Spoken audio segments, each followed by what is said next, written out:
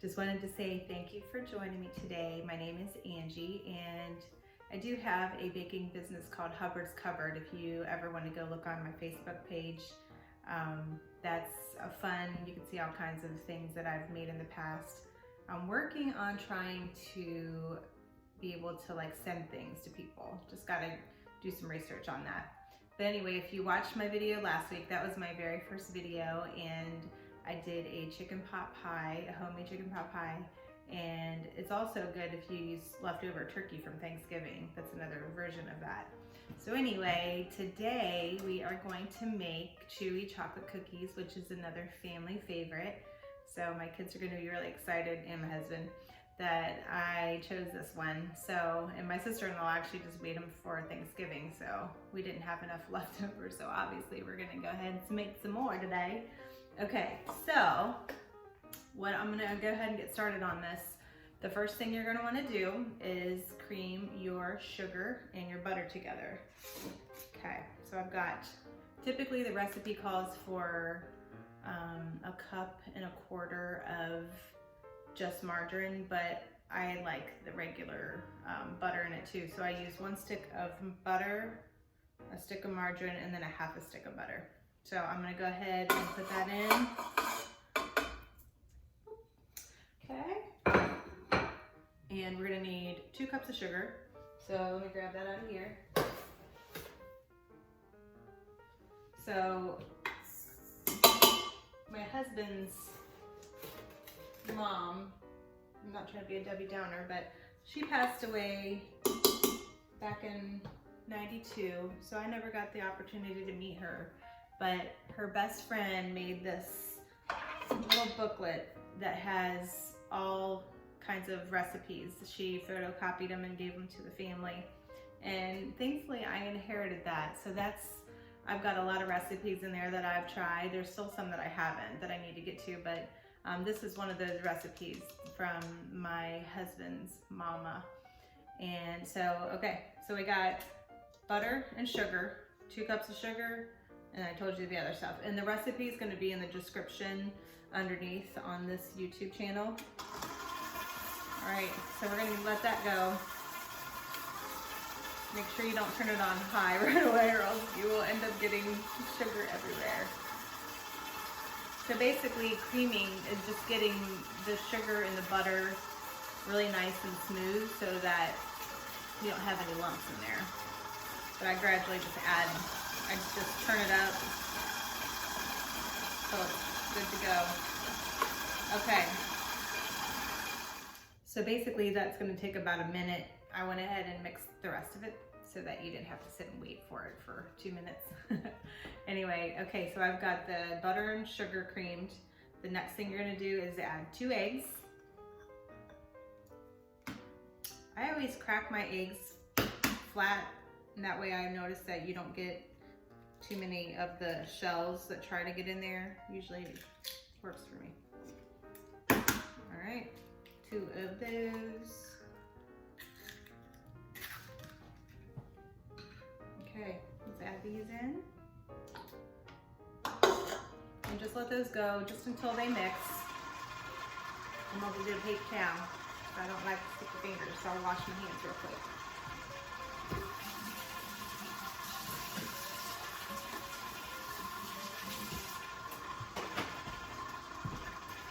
Okay, hopefully you guys all had a great Thanksgiving. I ended up having several orders that I had to get done, and we did 2 Thanksgivings, one for my family and one for my husband. One was on Thanksgiving Day and the other one was on Saturday after Thanksgiving, so I was absolutely pooped. I don't know about you guys, but Thanksgiving is no joke, especially all the cleanup afterwards. Okay, I'm just turning it up a little bit just to get it all worked in. You don't want to skip this part because you want that egg to get nice and smooth in there. Okay, drop my speed, 2 teaspoons of vanilla. Okay, this is really an easy recipe. There are some fun variations that you can do, but they really are chewy. Like, they have this amazing texture to them that is probably my favorite. And when you bite into it, it just has like that buttery yumminess that, yeah, you know what I'm saying. Okay, that looks good. All right, then we're gonna add a half a teaspoon of salt.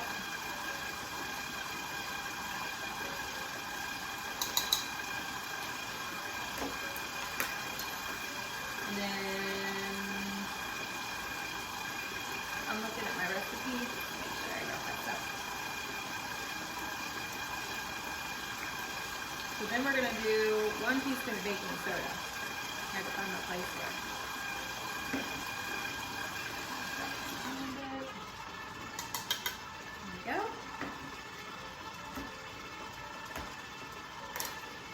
All right, we're literally almost halfway done. So easy. You're going to want to preheat your oven to 350 and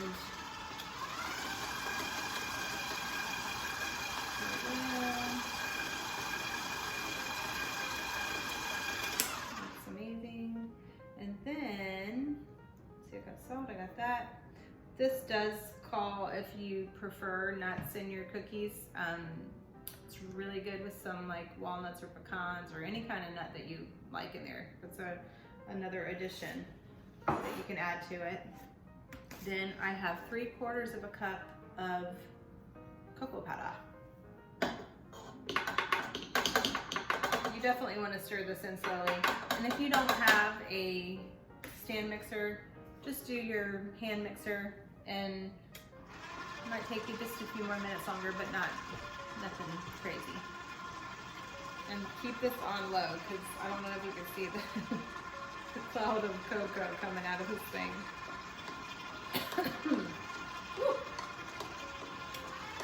Alright, I'm getting that worked in real good now. And then lastly, 2 cups of flour.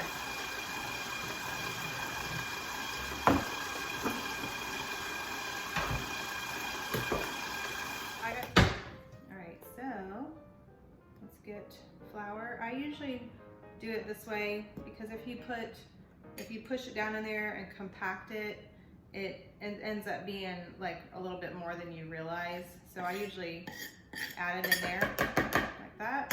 Let's put this down. We got 1.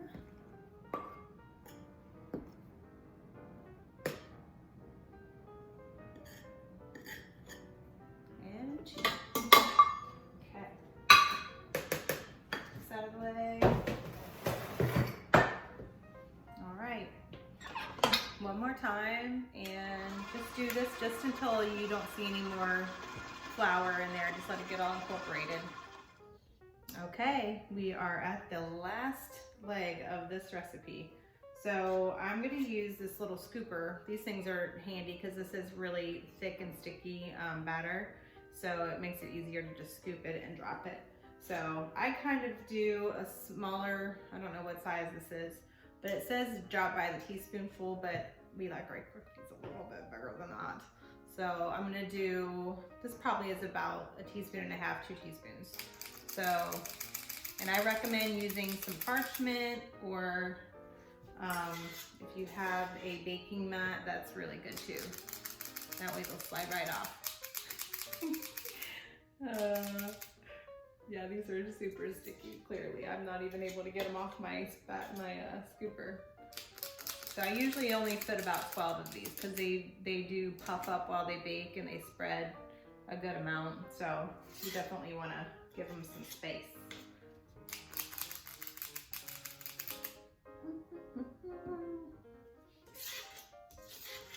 Okay, so make sure your oven's on 350, and you're only going to cook these for about 8 or 9 minutes because they won't have that chewy consistency. So I would definitely do that.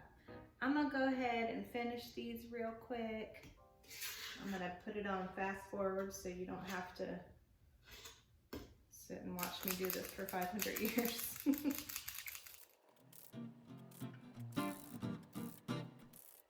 So while those are baking, I did want to give you a little bit of a tip too. If you'd like to switch these up a little bit. You can put chocolate chips in them. White chocolate chips are really good. Also, if you like peppermint or anything like that, you can do some crushed peppermint and mix it in with the batter at the very end. So many variations, but these basically have kind of a brownie-like flavor and somewhat texture. So a little tip for you there if you want to switch it up and make it different. Okay guys, I just wanted to show you what they look like right when they came out. So they are pretty puffy. I don't know if you can see that or not. So they puffed up pretty good, and I'm gonna pause this for a minute and let them rest for just about 5 minutes, and then I'll show you what the finished product looked like.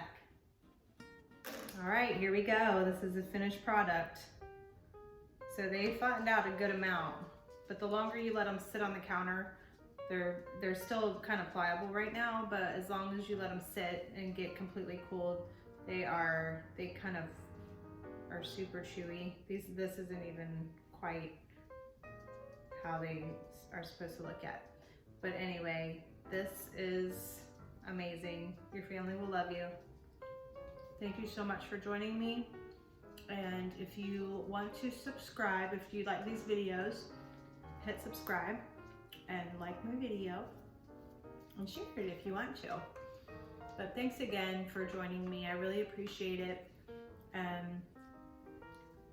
If you give these a try, leave a comment below and let me know what you think. Thanks so much, and I hope you have a blessed day. Take care.